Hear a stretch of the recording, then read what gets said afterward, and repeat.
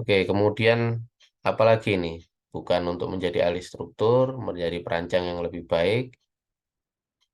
Nah, yang terakhir adalah mampu berkomunikasi dengan ahli struktur. Ya, karena kita paham sedikit banyak tentang struktur, kita mampu berargumen tentang logikanya, ya caranya bagaimana kira-kira Mbak berkomunikasi dengan ahli struktur, ya kita bisa membuat model seperti ini.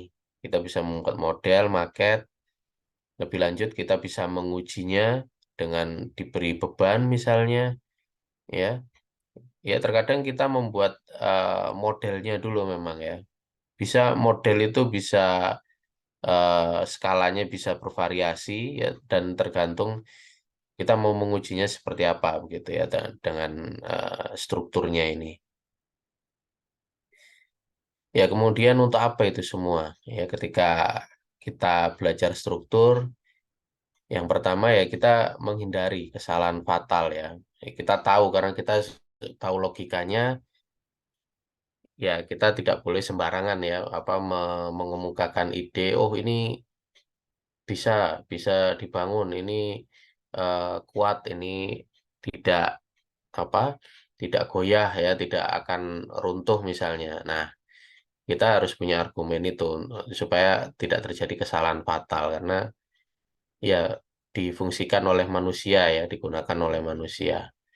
Kemudian membuat keputusan yang cerdas tentang pemilihan sistem struktur, pilihan serta ukuran komponen struktur. Nah, ini mungkin nantinya eh, bisa melibatkan lebih banyak ahli struktur, tapi kita sedikit banyak kita tahu tentang sistem-sistem struktur dan tentunya pilihan-pilihan ya apa bahan-bahan yang kita bisa gunakan.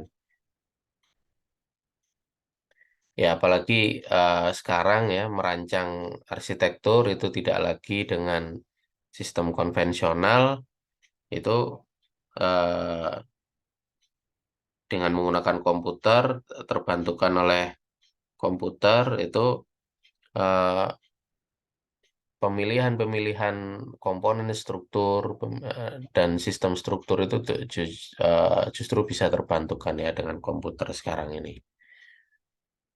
Oke, untuk kuliah kali ini ada banyak sekali ini sebenarnya ya yang harus saya jelaskan.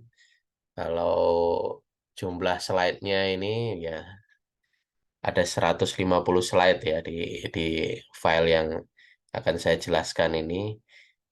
Ya mungkin apa nanti saya bisa bagi menjadi dua ya untuk penjelasan tentang konten yang lainnya ini. Ini karena memang ini yang perlu kalian pelajari ya tentang struktur pada bangunan tinggi.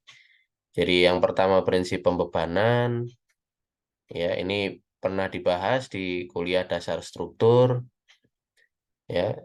Meskipun terlihat apa mudah ya di struktur pada bangunan tinggi, tapi prinsip-prinsip ini kalau kalian tidak paham dari segi mulai dari dasarnya dari segi desainnya, ya ini eh, Anda terlewatkan begitu ya, terlewatkan informasi yang Anda butuhkan ya sebagai prinsip dasar untuk merancang bangunan tinggi. Ya, jadi ada beberapa hal ini. Jadi prinsip pembebanan ini Pak, kalian perlu tahu khususnya atap itu, kemudian building separation joints atau dilatasi. Ada yang tahu apa itu dilatasi?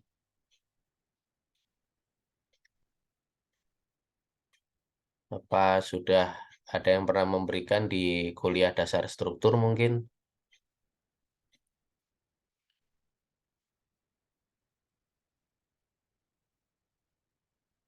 Oke, tidak ada yang merespon ini ya, mungkin tidak ada yang tahu ini. Kemudian tentunya struktur bangunan tinggi. Nah, ini ada berbagai macam pilihan sistemnya. Ada bearing wall system, core system, frame system, dan tube system. Ya, ini eh, ada yang tidak lagi dipakai saat ini, ya, seperti bearing wall system ini mungkin tidak pernah atau jarang dipakai. Kemudian core system ini masih umum di bangunan-bangunan eh, sekarang ya masih umum ini di Indonesia masih banyak. Tapi untuk frame system dan tube system, nah ini yang advance ya. Ini tidak banyak kita temukan di Indonesia. Ini biasanya hanya di negara-negara maju ini, yang mereka bisa membuat gedung pencakar langit 100 lantai dan lebih begitu ya. Itu yang menggunakan frame system dan tube system ini. Itu ya. Jadi ini juga urut-urutannya ke tingkat ketinggiannya ini. Ya, jadi semakin tinggi semakin kompleks sistem strukturnya. Ya, kemudian di samping itu ya, di samping ini dilatasi struktur pada bangunan tinggi, kalian juga perlu tahu tentang struktur respons gempa ya. Jadi semakin tinggi bangunan itu semakin besar beban horizontal yang dia terima ya. Jadi apa ada semboyan yang bilang ya semakin tinggi semakin merunduk kan begitu ya. Nah itu sebenarnya juga ada logikanya itu. Jadi semakin tinggi tanaman atau pohon, semakin kencang dia akan diterpa oleh angin ya. Dan dia akan kalau tidak kuat ya dia akan melengkung ya. Nah sama seperti bangunan juga ya. Sama seperti bangunan, apalagi bangunan ini. Dia semakin tinggi, apalagi sampai mungkin 50 lantai lebih, 100 lantai begitu, semakin kencang juga angin yang dihadapi. Ya, jadi ada berbagai macam pilihan, mulai dari bentuk, ya, bentuk bangunan tinggi yang dia apa harus bisa mengalirkan angin. Ada juga eh, apa ya solusi tertentu ya supaya strukturnya ini dia bisa kuat ya berdiri gitu di samping bentuk ya di samping bentuknya itu. Jadi juga ada eh, bagaimana ketika dia merespon gempa ini. Gempa kan sama dengan eh, angin ya. Jadi semakin tinggi juga semakin kencang. Apabila ada gempa maka dia semakin besar juga goncangannya. Ya, semakin tinggi dia akan semakin mudah berayun, ya istilahnya begitu. Dia akan mudah berayun ke kiri, ke kanan kalau terkena goncangan itu. Nah, makanya perlu ada solusi-solusi tertentu supaya bangunan tinggi itu tetap aman, ya, tetap resilient, tetap eh, apa kuat ya untuk menahan beban. Nah, selain itu apalagi ini baru strukturnya ya. Nah, yang lain yang perlu kalian tahu sebagai seorang desainer, kalau ingin mendesain bangunan tinggi, kalian harus tahu tentang service core dan vertical shaft. Ini ada hubungannya dengan core system ini sebenarnya ya. Gitu. Tapi service core itu ada sendiri dan itu ada prinsip-prinsip manajemennya. Bagaimana kalian bisa mendesain suatu service core. Ya, kurang lebih dia sama atau bahkan menjadi satu dengan core system ini gitu. Tapi intinya dia lebih ke service ini ya. Jadi untuk mendesain bangunan vertikal untuk apa jalur servisnya, jalur pelayanannya, tentunya kan dia vertikal juga ya. Jadi pipa itu kalau dengan perpipaan untuk pembuangan air, pembuangan kotoran gitu ya, dan sirkulasi vertikal lainnya, dia tentunya harus berada pada satu area, yaitu yang disebut core ini. Itu. Jadi lift, tangga, kemudian toilet, dan eh, yang lainnya, ya, itu dia berada pada satu area service core ini. Ya, ini baru saya menjelaskan konten saja, ini sudah 30 menit. Oke, ini prinsip-prinsip pembebanan kita ulang kembali. Ini mungkin dari kuliah dasar struktur kalian sudah pernah mendapatkan ini ya. Jadi beban pada bangunan itu ada beban statis, dinamis. Statis itu dari dalam bangunan itu sendiri. Kalau dinamis itu beban dari luar bangunan. Beban statis dari dalam bangunan itu bisa beban akibat penurunan tanah. Ya, artinya beban bangunan itu sendiri akan berpengaruh. Jika ada penurunan tanah berarti dia bisa patah di satu sisi, seperti itu. Efek temperatur juga sama. Kemudian beban diam, ini beban berat sendiri dan juga benda-benda yang menancap di bangunan. Beban bergerak di dalam bangunan itu ada pengguna dan juga dari lingkungan, ya. Salju misalnya. Jadi salju ini kan dia berat ya. Kalau dia sudah terkumpul di atap begitu, ini menambah beban sendiri, ini menambah beban tetapnya, ya. Akhirnya ya dia, tapi juga salju ini kan dia bisa berpindah, jadi disebut beban bergerak. Kemudian jika dari luar ya ada beban menerus dan benturan. Nah, ini yang diakomodir di bangunan tinggi, ini gempa bumi, angin, ini yang mencoba apa diatasi oleh bangunan tinggi. Nah, pembebanan yang ada di atap, ya, ini penting ini. Jadi pada bangunan tinggi itu biasanya beban-bebannya, utilitas, eh, dan mesin-mesin itu diletakkan di atapnya. Jadi biasanya atap ini enggak gundul begitu ya, tapi eh, ramai dengan ini apa banyak sekali perlengkapan-perlengkapan utilitas itu. Ya, apa saja yang ada di atap yang jadi beban ini ya, akhirnya jadi beban untuk atapnya sendiri. Itu mesin penggerak lift, rel di sepanjang tepi bangunan untuk peralatan pembersih fasad, ya, gondola itu, ini ya, ini relnya. Kemudian heliport, ini kalau ada ya, ini tidak ada ini.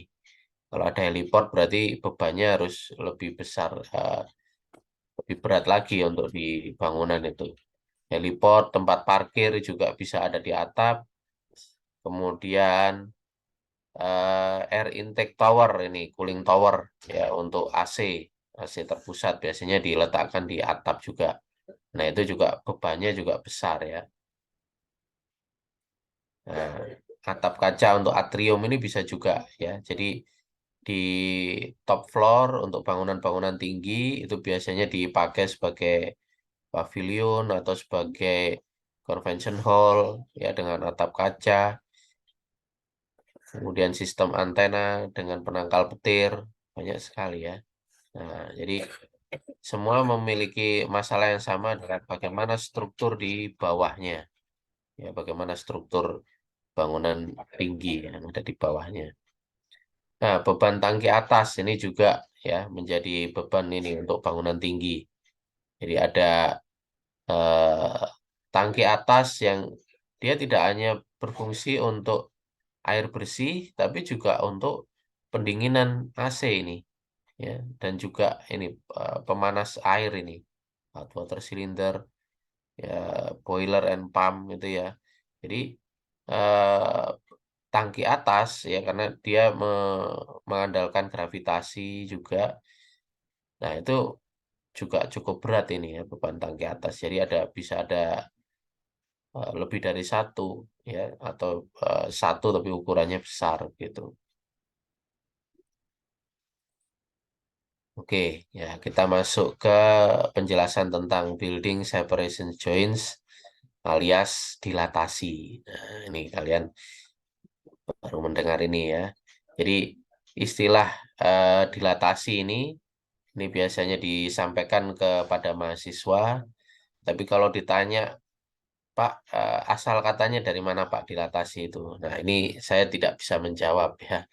Ini sejak dari saya kuliah sampai sekarang saya belum menemukan eh, buku atau apa ya pengetahuan yang mendasari ini penyebutan dilatasi ini. Tapi kalau dari bahasa Inggris juga tidak mungkin ya. Itu tidak ada bahasa Inggris dilatation itu tidak ada. Dilatation jadi dilatasi itu nggak ada. Nah, ini yang saya bingung. Tapi ketika mencari tahu pengetahuan tentang dilatasi itu dalam bahasa Inggris itu yang saya temukan adalah ini tentang namanya building separation joints ini, sambungan begitu ya. Sambungan yang memisahkan antar bangunan. Nah, sekarang pertanyaannya kenapa perlu ada dilatasi? Nah, kita lihat di sini ya. Jadi dilatasi atau building separation joints itu adalah sambungan menerus yang memisahkan bagian bangunan secara keseluruhan. Kemudian mengatasi pengaruh pergerakan keseluruhan bangunan. Nah, ini ketika ada penurunan tanah seperti itu ya. Jadi mengatasi beban statis ini, mengatasi pengaruh pergerakan, mencegah penyaluran stres yang dihasilkan salah satu bagian bangunan terhadap bagian lain. Lebar tipikal itu antara 4 sampai 5 cm dan di tiap 76 meter. Ini nanti ada yang berbeda ya. Ini saya ambil dari beberapa sumber memang. Jadi ada yang bilang 76, tapi ada yang bilang kurang dari 76 meter ini. Ad- Diperlukan ada dilatasi ini. Di departemen kita sendiri itu ada ya. Kalau kalian ingin tahu contoh eh, real seperti apa dilatasi itu, kalian coba berjalan dari gedung G di lantai 2 ya. Jadi dari ruang dosen ke, ke gedung F. Nah, itu ada eh, seperti lantai yang terputus gitu. Atasnya juga ya, kalau kalian perhatikan bawah lantai dan atap ya atasnya itu seperti terpisah begitu. Ya, sama juga kalau dari gedung F kemudian ke gedung SC ya itu ada building separation-nya juga. Nah, kalau dari tabelnya jadi seperti ini ya, building joint sambungan itu ada beberapa macam, tapi kita akan bahas yang ini saja ya, building separation joints atau dilatasi itu. Jadi sebenarnya ada banyak ini. Ya. Nah, ini ilustrasi untuk menunjukkan seperti apa itu dilatasi. Jadi dilatasi volume atau volume change joints. Ini yang umum kita ketahui dan kita harus terapkan ketika merancang. Jadi ini dipengaruhi oleh jarak ya. Nah, ini jaraknya sudah berbeda ini. Ditulis 40 sampai 60 meter ini. Dilatasi volume ini.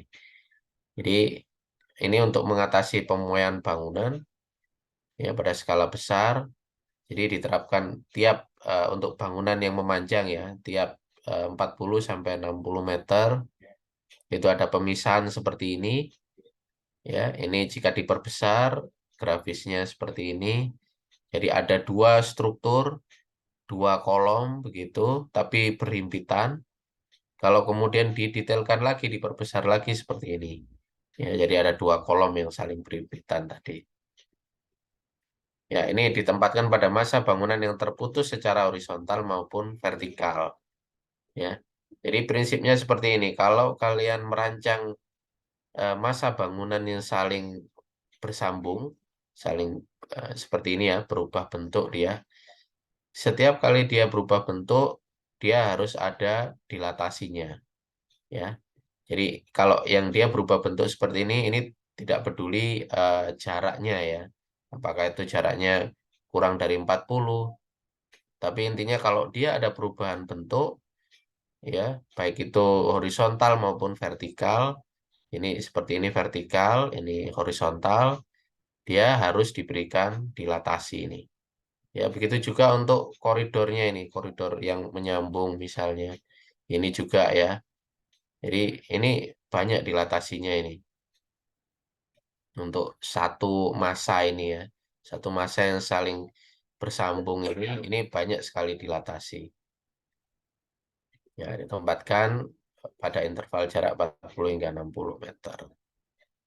Ya, ini dilatasi apa dia akan seperti ini dibutuhkan di sambungan misalnya karena pertemuan bentuk L dengan bagian bangunan lain.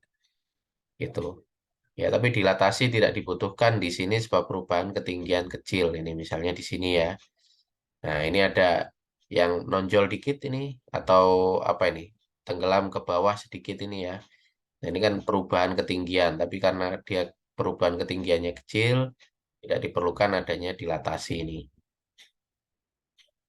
Ya, dilatasi juga tidak dibutuhkan di sini. Misalnya dia bangunannya L, tapi yang beloknya dia kecil, luasannya, nah itu tidak diperlukan dilatasi.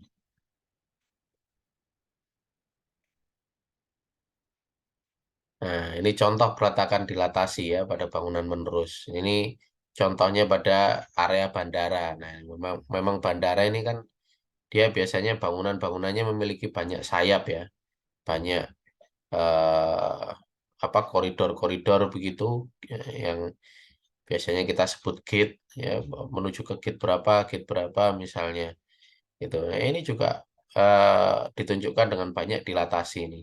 Jadi intinya jika ada yang perubahan bentuk dan penyambungan, di situ ada posisi dilatasi. Ya.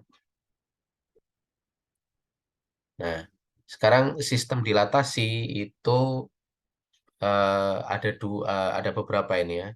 Jadi dilatasi bangunan itu bisa dengan dua kolom yang berdekatan, seperti ini, dua kolom yang berdekatan.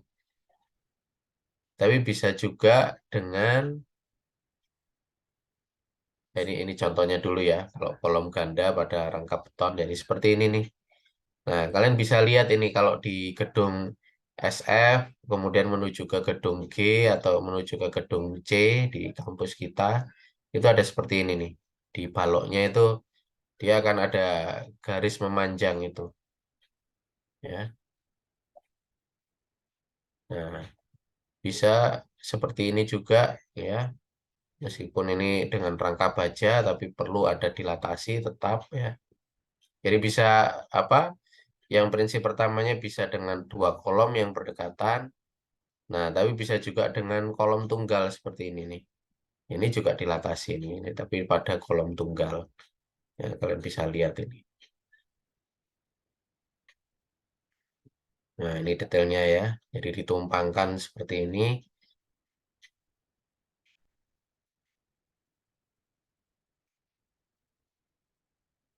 Oke, mungkin belum ada pertanyaan ya. Dan bisa dengan cantilever ya. Di sini tidak ada contohnya. Mungkin cantilever bisa mirip dengan ini. Nah, ini ya, seperti ini dia bisa cantilever sedikit begitu ya. Jadi kolomnya tidak harus dia berhimpitan, tapi bisa agak bergeser ke sini misalnya ya. Kolom ini kita geser ke sini, satunya kita geser ke sini. Jadi cantilever dengan cantilever bertemu begitu. Ya, untuk apa? Untuk membentuk dilatasi ini. Jadi cantilever dengan cantilevernya bertemu. Ya, seperti itu. Jadi kalau tidak salah di kampus kita menggunakan sistem yang seperti itu dilatasinya. Nah, kita masuk pada struktur bangunan tinggi ini dan tentu juga pencakar langit. Nah, jadi bangunan tinggi ataukah pencakar langit ini ada kategorinya ya. Jadi kalau di internasional bangunan tinggi itu antara 23 sampai 150 meter ya. Nah, jadi kalau satu lantainya mungkin 5 meter begitu, kira-kira berapa ini bangunan tinggi? 30 ya, 30, 23 meter, 23 meter kan kecil kalau dibagi 5. Ya, 4 lantai sampai eh, 30. Ya, nih. Untuk pencakar langit lebih dari ini, 150 meter. Nah, kalau di Indonesia aturan bangunannya seperti ini. Bangunan gedung bertingkat rendah, kemudian bertingkat sedang, dan bertingkat tinggi, 9 lantai ke atas. Nah, ini yang saya sampaikan tadi, bahwa semakin tinggi Ini disebutnya high rise premium. Semakin tinggi bangunan, dia beban lateralnya akan semakin besar juga, ya. Ini lateral load premium ini. Jadi misalnya number of stories dia eh ini satuannya apa ya? Structural material quantities steel or concrete. Misalnya menginjak apa ini? 70, 80, 90. Nah, ini beban lateralnya akan semakin besar ini, force-nya ini. Yang ini ya, gitu. Sampai dia 100 ini, 100 lantai, itu dia bangunannya akan seperti terlihat semakin condong begitu. Jadi anggaplah bahwa eh, bangunan tinggi itu sama dengan cantilever vertikal yang menancap dari tanah, ya, seperti itu. Ya, kalian kalian bisa bayangkan sendiri cantilever yang horizontal saja, ya, cantilever struktur cantilever itu struktur yang menggantung, gitu. Ya, kalian bisa bayangkan struktur cantilever yang horizontal saja itu dia bisa mudah sekali terdeformasi, ya, mudah sekali untuk apa menekuk gitu. Kalau dia beban-beban di ujungnya ini semakin besar. Nah, bangunan tinggi juga sama seperti cantilever itu, tapi diumpamakan cantilever yang menancap di tanah gitu. Ya, vertikal cantilever, ya, nggak ada vertikal cantilever sebenarnya. Cantilever itu horizontal, ya. Jadi ini penyamaan persepsinya saja. Bangunan tinggi itu sama dengan cantilever vertikal yang menjulang dari tanah gitu ya, out of the ground. Ya, untuk sistem pada bangunan tinggi, ya, kebanyakan dengan menggunakan sistem baja ini untuk bangunan-bangunan tinggi. Kalian bisa lihat di sini eh, perbandingannya, ya. Tipe 1 semi rigid frame itu hanya sampai berapa ini, mungkin number of stories, ya, atau meter itu. Jadi 40, ya, sampai 40. Kemudian eh, menggunakan frame with shear truss, ya, seperti ini yang tipe 2 ini. Ya, bukan lagi rigid frame. Rigid frame itu yang umum dipakai pada bangunan tinggi. Jadi sistem kolom dan balok beton biasanya, ya, rigid frame itu. Kemudian frame with shear truss ini diperkuat lagi dengan ini truss, ya, namanya truss itu berarti dia diagonal, ya, rangka diagonal seperti ini ditambahkan. Nah, ini supaya dia lebih kuat lagi nih.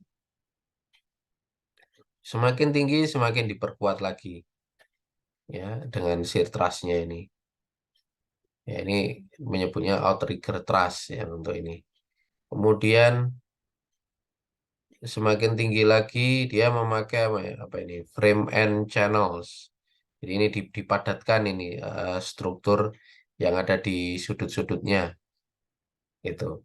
Ya, sampai kemudian dengan steel system ini bisa memakai, tidak lagi memakai truss, ini sistem truss, tapi memakai tube, ya, tabung, sistem tabung.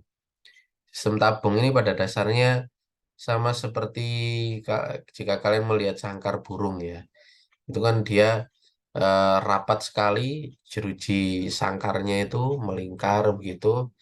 Nah, itu dia kuat, ya. Dia bekerja secara tubular itu, dia bekerja secara tabung itu. Jadi di sini pengertian tabung bukan pada bentuk bangunan atau objeknya. Kalau sangkar burung memang terlihat seperti tabung, ya. Tapi kalau untuk bangunan adalah maksudnya itu struktur sangkar, ya, struktur sangkar frame ini, frame apa cup ini, ya, cup tabung ini maksudnya adalah eh, rangka tabung, ya, rangka yang dia apa saling berhimpitan begitu, saling berdekatan, dia membentuk struktur luarnya, ya, struktur biasanya memang dipamerkan ini kalau untuk apa itu yang cube ini ya, frame cube ini.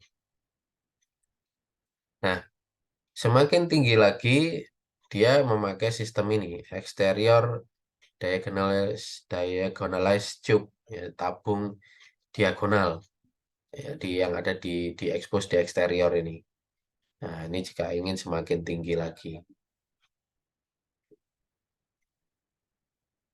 Nah, sedangkan ini kalau tadi baja, kalau memakai reinforced concrete, memakai beton, ya ketinggiannya hanya sampai sekian ini, sekian lantai ini. Number of office stories. Oh ya, berarti tadi juga sama ya. Ini number of stories ini. Jadi kalau memakai rangka beton, itu rangka beton bertulang, itu bisa dengan sistem tube in tube, tabung di dalam tabung seperti itu, atau juga tabung modular seperti ini. Ya, tapi ketinggian maksimalnya hanya mencapai 80 saja ini karena bahan ya, karena bahan saja alasannya.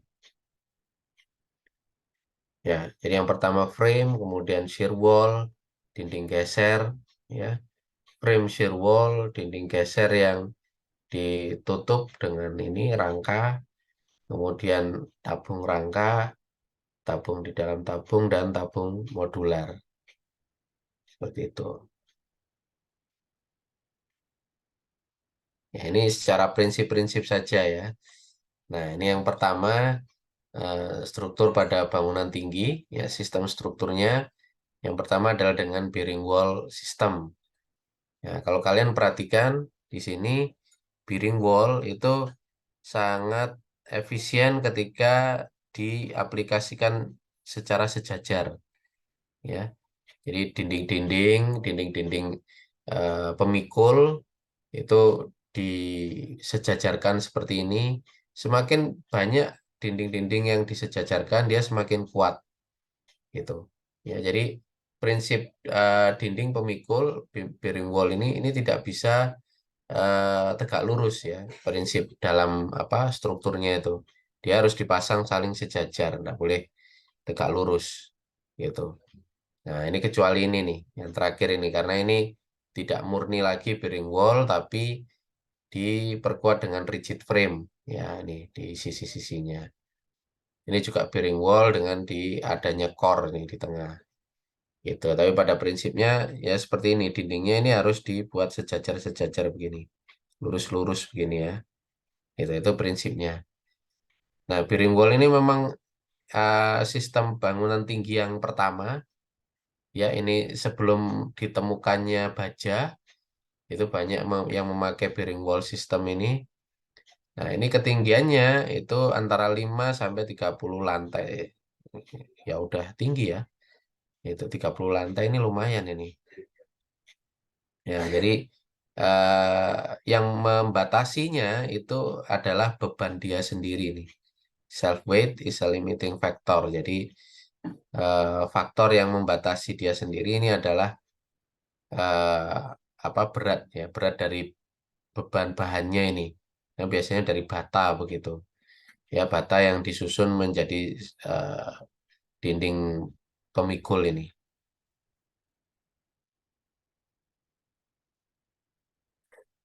Nah, kemudian yang kedua adalah core system. Nah, ini mulai lebih advance lagi. Jadi, comprise of load bearing wall arranged in a closed form shelf. Jadi, biasanya bisa dengan dinding pemikul yang berada di dalam, yang disebut core-nya itu sendiri. Ya, tapi kemudian ini bukan lagi dengan dinding pemikul ini, load bearing wall ini. Tapi dia memakai shear wall akhirnya ya. Ya, ini ada corner core, corner and interior core, separate perimeter core, sampai seperti itu. Nah, kemudian berikutnya adalah frame system. Ini yang memungkinkan bisa dibangun sangat tinggi, ya, gedung-gedung pencakar langit. Ya, mulai dari yang paling sederhana, frame, kemudian dikombinasi tentunya. Ini hampir tidak ada ini ya. Apa biasanya memang digabung dengan core ini. Frame, solid core, frame and brace core, kemudian frame and shear wall bisa dikombinasi dengan shear wall.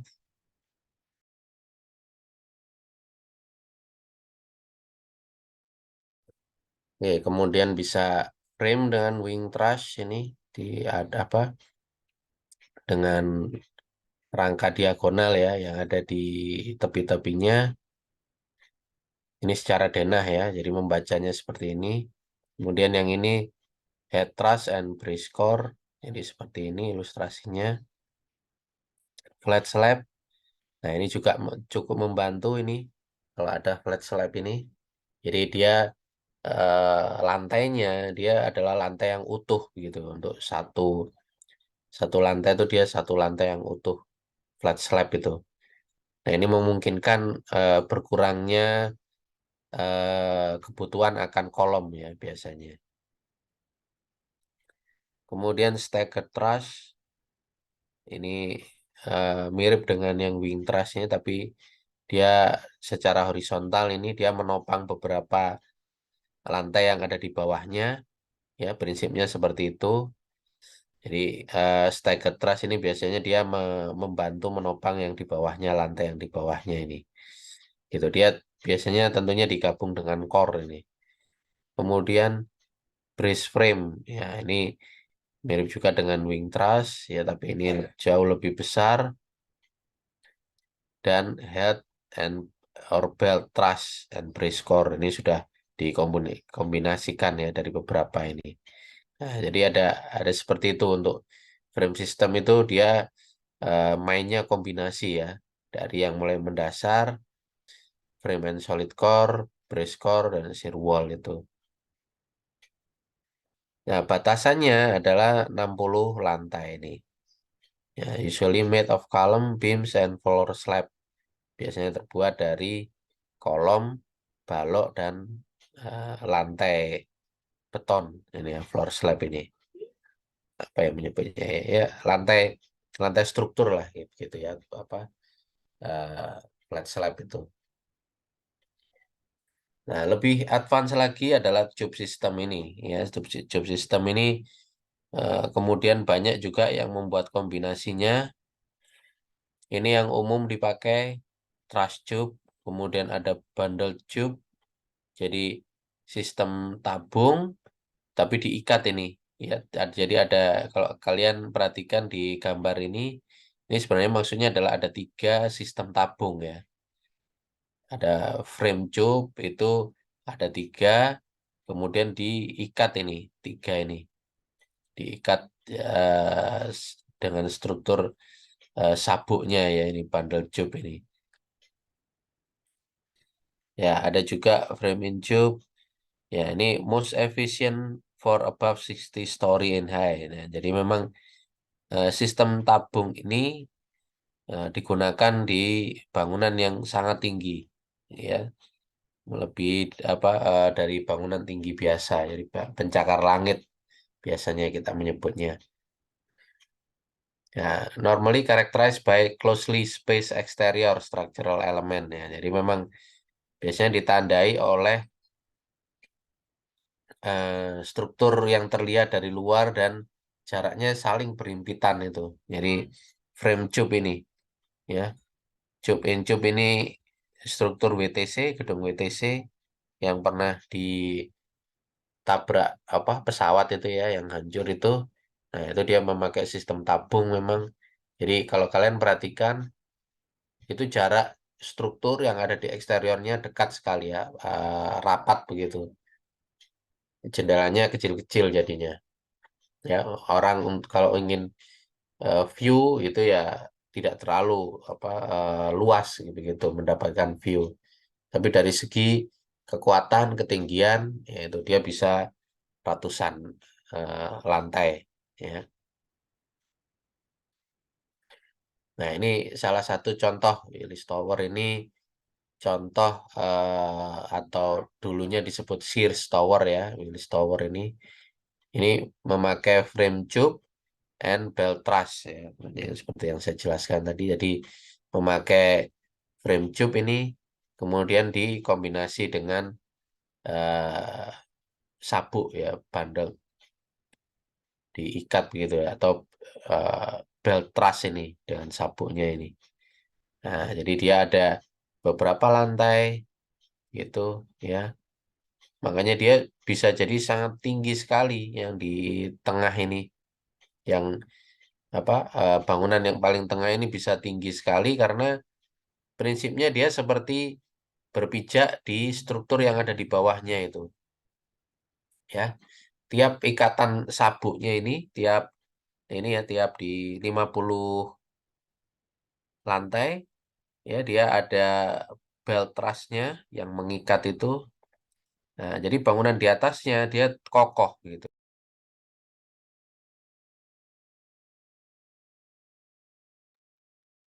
Jadi bangunan di atasnya itu dia seperti ya berpijak begitu prinsipnya itu berpijak di atas permukaan yang kokoh begitu. Jadi menjadi tidak masalah dia sampai ke 108 lantai itu.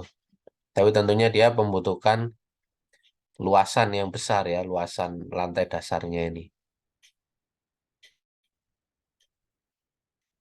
Ya, jadi prinsip desainnya juga dia disengaja ditata seperti ini, 50 lantai, 66 lantai, 90 lantai, 108 lantai. Nah, prinsip ini yang masih dipakai ya di bangunan pencakar langit yang paling modern sekarang ini. Ya, di Burj Khalifa ya. Nah, itu dia memakai prinsip yang seperti ini. Jadi diatur ketinggiannya bertahap begitu, tapi dia bisa sangat tinggi sekali karena prinsipnya itu tadi. Yang paling bawah dia akan kuat untuk menopang yang atas karena paling bawah ini diikat oleh belt truss ini. Nah, paham ya? Jadi logikanya seperti itu, logika untuk bangunan tinggi, sistem strukturnya. Jadi kita bisa mencapai apa membangun gedung tinggi sampai ratusan lantai ya, tapi kita harus tahu dulu prinsip pembebanannya bagaimana dulu ya, prinsip bagaimana dia bisa kuat gitu untuk bisa sampai 100 lantai lebih. Nah, ini beberapa bangunan pencakar langit yang ada di Amerika. Nah, ini WTC yang sekarang sudah tidak ada ya, sudah runtuh ini. Jadi di sini dia memakai tube structure ini ya di luarnya ini. Ini rapat sekali gitu yang ada di luarnya ini. Jadi dia bertindak seperti apa struktur ya. Dindingnya ini dinding struktur sebenarnya. Ya, ya seperti bearing wall sebenarnya ya, dinding pemikul itu. Ya prinsipnya tube itu. Tapi kalau dinding pemikul dia solid, kalau ini terdiri dari beberapa rangka ini. Ya, makanya eh, tube structure ini, struktur tabung ini bisa dibilang ya struktur sangkar burung gitu. Jadi karena mirip dengan sangkar burung. Ini balok-baloknya ini ya yang di dalam ini. Nah, ini yang di tengah-tengah ini adalah service core-nya ini. Nah, jadi di sini kalau kita lihat, kalian bisa lihat ini service core-nya itu ada beberapa macam ini, tapi ini prinsipnya dia menggunakan satu, jadi menggunakan center core ya, semuanya ada di tengah, di tengah, di tengah. Kalau kalian perhatikan juga gambar yang ada silang-silangnya ini, ya, itu adalah lift, ya, lift bangunannya itu. Ini besar sekali loh ini, yang Sears Tower ini, bundle tube ini liftnya banyak sekali. Sama juga dengan WTC ini, ya, liftnya ada belasan, itu. Ini juga, ya. Kenapa seperti itu? Ada apa? Banyak liftnya. Ada yang tahu? Mungkin ada yang pernah masuk di gedung-gedung pencakar langit yang ada di Jakarta, gedung-gedung tinggi. Mungkin ada yang sudah pernah masuk, sudah pernah naik liftnya, bisa cerita. mengapa kok ada banyak lift? Ini sampai berapa lift ini di Sears Tower ini? Kalau dihitung, ya ada belasan juga ini ya. Ada yang tahu?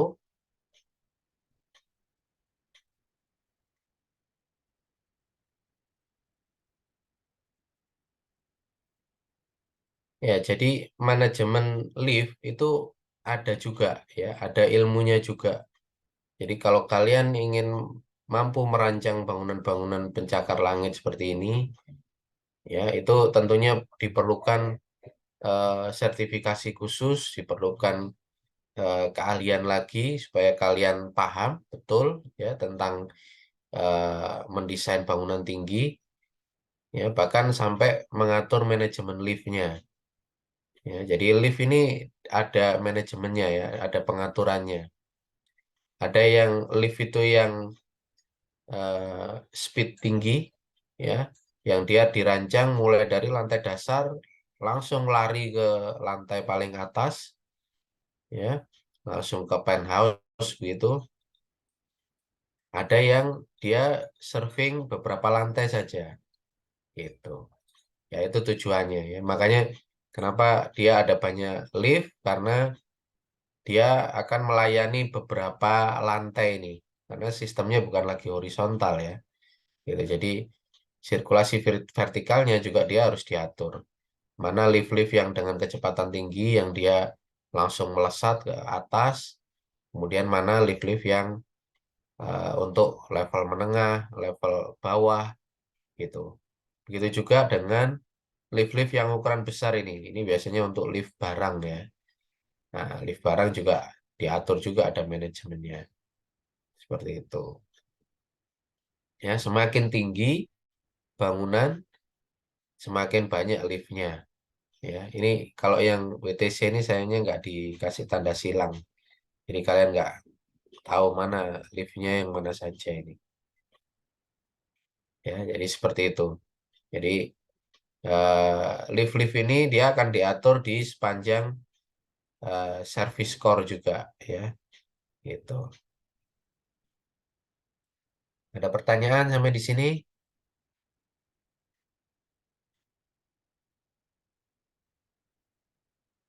Pak, saya mau bertanya, Pak. Ya, silakan. Eh, kan tadi Bapak menunjukkan kalau ada gedung WTC itu. Kalau Ya, kalau saya boleh tahu, sebenarnya di arsitektur itu ada nggak Pak setelah kejadian 9/11 itu inovasi baru tentang konstruksi yang bisa mengamankan pengguna gedungnya kalau misalkan terjadi tragedi yang sama ke gedung-gedung lain? oke, baik. Ya, jawabannya ya kalau terjadi hal yang serupa ya belum ada inovasi. Ya, jawabannya itu semua masih bisa rawan apa terjadinya keruntuhan. Tapi memang sistem yang dipilih saat ini yang untuk WTC yang terbaru dia bukan lagi memakai job system karena job system ini eh, dia kalau sudah berongga ya apa dinding strukturnya itu sudah berongga. Nah, yang di atasnya, dinding yang di atasnya kan dia tidak ada yang menahan ya di bawahnya. Nah, itu yang kemungkinan bisa terjadi runtuh itu. Ya, tapi memang banyak yang mempertanyakan itu ya, apa runtuhnya WTC itu karena terlihat begitu rapi, sampai ada yang bilang itu justru ada rekayasanya juga. Ya, ada yang bilang seperti itu. Ya, tapi kita tidak tahu itu apakah itu benar atau tidak. Ya, ada yang mengemukakan pendapat seperti itu bahwa tidak mungkin dengan pesawat begitu saja itu dia bisa runtuhnya itu seperti demolition itu ya, seperti kalau ada eh, apa rangkaian peledakan itu kalau untuk meruntuhkan bangunan tinggi. Ya memang apa bangunan tinggi itu kalau sudah tidak dipakai lagi di negara-negara maju itu tidak dipertahankan gitu ya. Dan jadi didemolish, di, dihancurkan. diledakkan gitu. Itu juga ada prinsip-prinsipnya bagaimana dia bisa meruntuhkan bangunan supaya dia juga tidak patah misalnya gitu ya, meruntuhkan bangunannya. Nah, itu juga yang terjadi di WTC itu, eh, kolapsnya itu bagus gitu ya. Dari atas ke bawahnya itu nggak ada yang patah ke samping gitu. Nah, itu yang prinsip mirip dengan prinsip demolition itu. Itu yang makanya ada yang mengemukakan teori konspirasi itu, ya, itu apakah juga direkayasa. Nah, yang sekarang WTC yang terbaru itu dia memakai truss ya. Jadi dia memakai rangka diagonal. Nah, itu yang diharapkan lebih mampu ya menahan jika terjadi benturan itu. Ya, tapi tentunya untuk saat ini mungkin akan lebih ketat lagi ya untuk apa itu bagaimana supaya pesawat itu tidak menabrak lagi, ditabrakkan lagi ke bangunan tinggi. Saya yakin itu sekarang sudah ada upaya ya sistem untuk mencegah itu.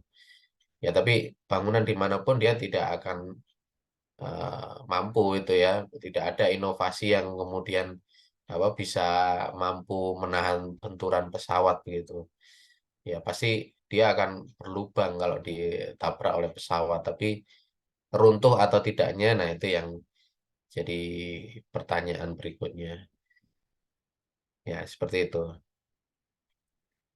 Ada ingin yang bertanya lagi?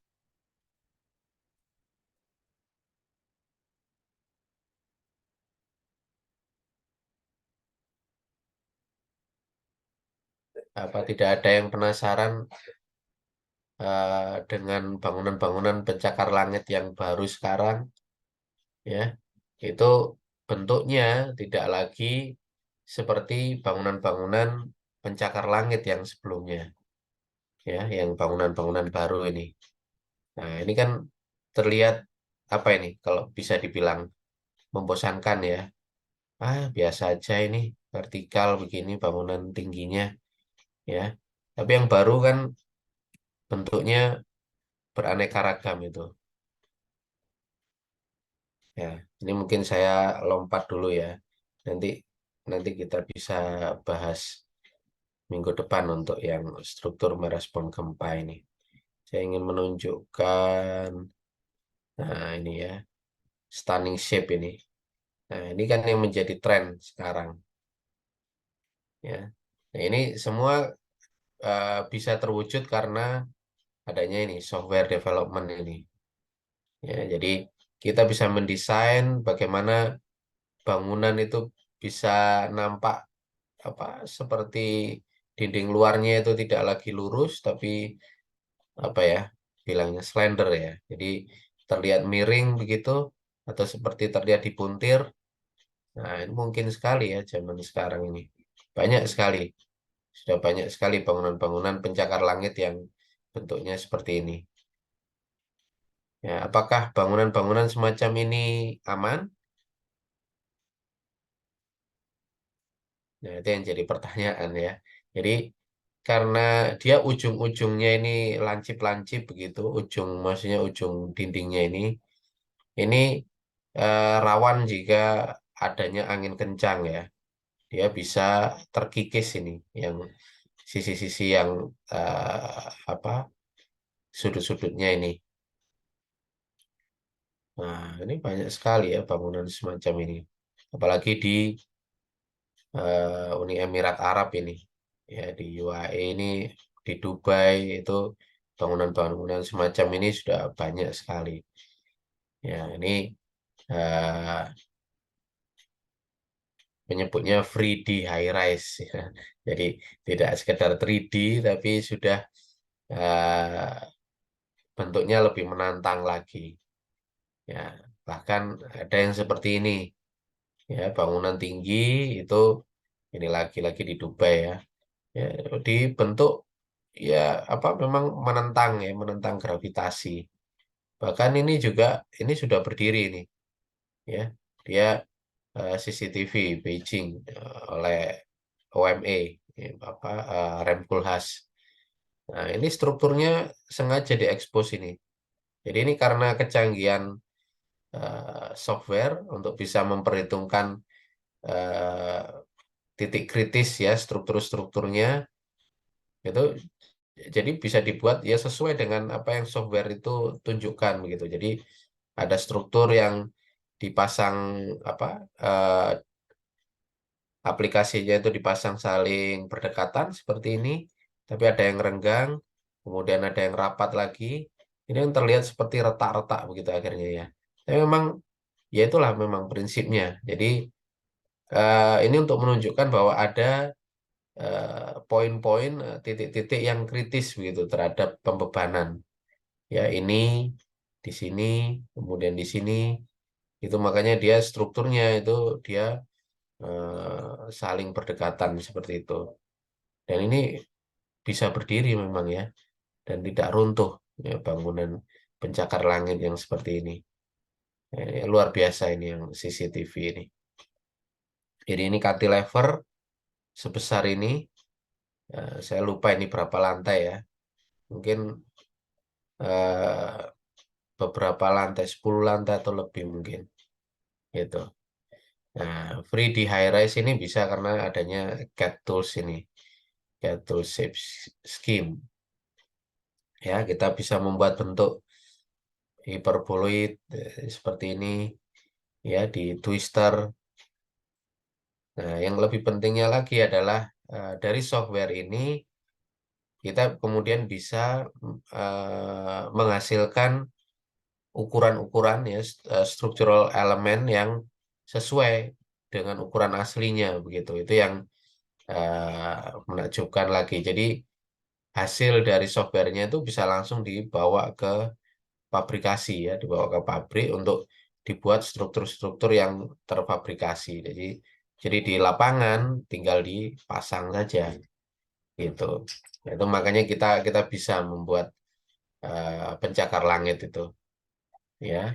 Jadi nah ini ya parametric modeling ini kemudian building information modeling ini juga kalian harus tahu ya supaya bisa eh, apa mendesain ya karya-karya yang spektakuler. Nah, ini eh, pesan dari Skidmore, Owing Merrill, SOM ya. SOM ini perusahaan kontraktor bangunan pencakar langit yang sudah terkenal ini. Jadi the challenge is not to find individuals who know how to use the latest BIM product, but to find those who have a clear understanding of the fundamentals and are able to adapt. Ini yang penting ya. Nah, ini kalian perlu tahu apa sih ini parametric modeling dan building information modeling. Nah, kemudian apa perkembangannya sekarang ya. Jadi parametric modeling tools itu sekarang eh, seperti Rhino, Revit ini ya, itu bisa membuat bangunan-bangunan yang menantang memang dari segi bentuk, tapi ini sudah langsung terintegrasi ya. Jadi kalau BIM itu bisa mengeluarkan seperti ini nih, layer-layer ini. Ini saya kurang tahu ini layernya apa saja ya.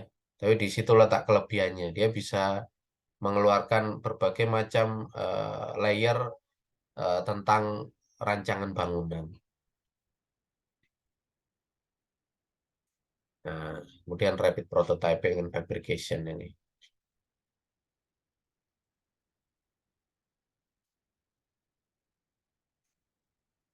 Kita lihat sebentar ya, ada adzan.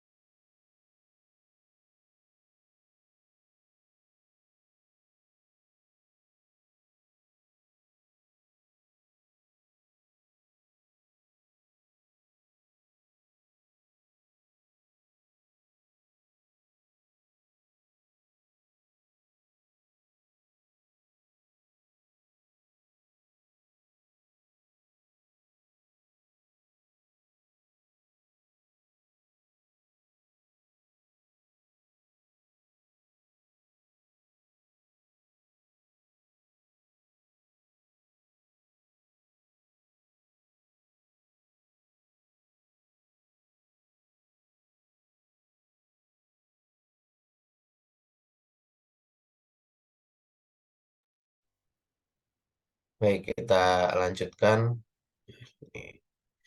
Nah, ini ya contohnya ya, apa bangunan-bangunan yang dibangun dengan bentuk 3D high rise tadi. Nah, ini juga yang dibangun oleh SOM ini ya, Skidmore, Owen Merrill tadi. Ya, ini memang perusahaan terkenal. Ya, ini eh, prinsipnya adalah mereka bekerja dari tengah. Ya, kalau membuat bangunan semacam ini bukan lagi di pinggir-pinggirnya, karena bentuk dindingnya ini tidak beraturan, ya, tidak vertikal langsung begitu, tapi apa seperti dipuntir. Jadi prinsip bekerjanya adalah dari tengah ini. Semuanya seperti itu, ya. Ini ini AEDES yang membuat. Nah, bagaimana mereka membuat adalah dengan ini Formwork Expert ini. Ini merek-mereknya ya, yang biasanya perusahaan yang dipakai untuk membangun itu ada Perry dan ada Doka ini. Jadi memakai core system and formwork system ya. Jadi kita sudah tahu caranya ya bagaimana membuat bangunan-bangunan dengan dinding yang tidak beraturan bentuknya. Semuanya dimulai dari tengah ini ya. Jadi core-nya ini dia bisa berjalan ya, apa mesin yang ada di tengah-tengah core itu dia bisa berjalan naik sampai ke atas dengan membawa ini, dengan membawa kerennya ini. Jadi kalau kalian perhatikan dalam pembangunannya itu kren-krennya biasanya ada di tengah kayak gini, kecuali ini ya. Turning torso ini masih konvensional ini. Jadi seperti ini nih, kalau konvensional dia kerennya dia ada di luar gitu. Tapi ini dia tidak akan bisa sangat tinggi begitu, dia tidak bisa ratusan apa lantai begitu ya. Nah, ini ini juga ada di tengah, ini ada di tengah kerennya. Jadi tidak ada yang di pinggir. Nah, ini juga ya. Jadi dia seperti robot begitu yang di tengahnya ini dia bisa berjalan begitu. Ya, ini ada ilustrasi sederhana ya bagaimana formwork sistemnya itu bekerja ini.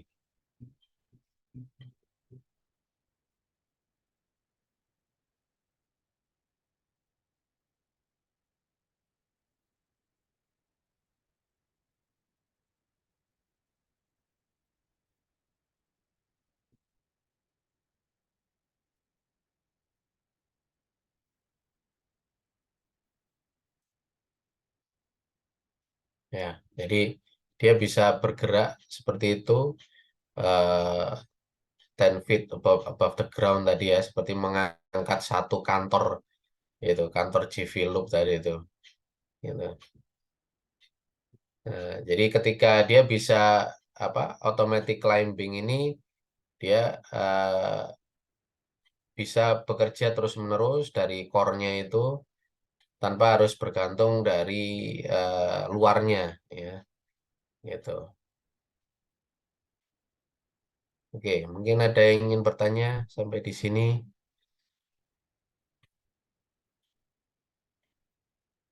High-rise structure consideration.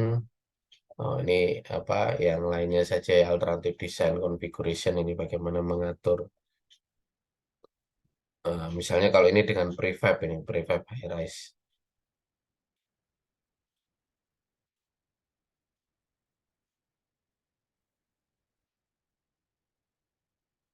Ya, ada pertanyaan?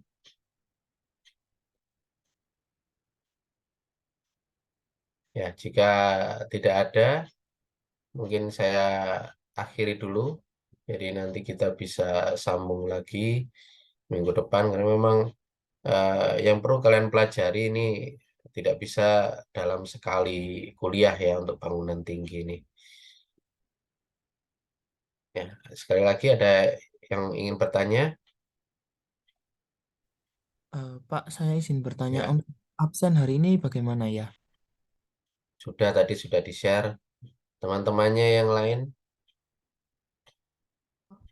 Permisi Pak, Heeh. Mau tanya kalau misalkan yang tadi PPT-nya akan diupload di Classroom atau tidak, Pak? Ya, nanti akan saya share di Classroom ya. Oke, baik, Pak. Itu tadi yang tanya kode presensi, saya share ulang. Ya, Makasih, Pak. ada lagi yang ingin bertanya? Pak, rekaman izin bertanya, Pak. Rekaman ini nanti apa di-share juga, Pak? Biar lebih. Apa perlu di-share? Apa kalian tidak mencatat? Ya, kan sudah ada, nanti sudah ada PPT-nya juga kan ya. Itu.